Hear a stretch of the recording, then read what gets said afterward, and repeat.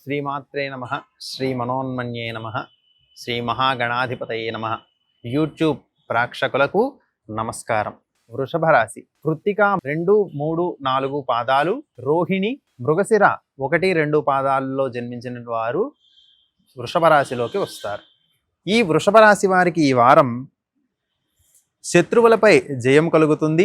అయినప్పటికీ కూడా మాటల్లో పొరపచ్చాలు ఏర్పడడం, ఎదుటి వ్యక్తులతో మాట్లాడేటప్పుడు కొంత డిస్టర్బెన్సెస్ అనేటటువంటివి రావడానికి అవకాశం ఉంటుంది. కాబట్టి వీరు మాట్లాడేటప్పుడు 1కి 2 సార్లు చూసుకోవడము, ఆచితూచి వ్యవహరించడం అనేటటువంటిది వీరిని మంచికి నడిపిస్తూ ఉంటుంది.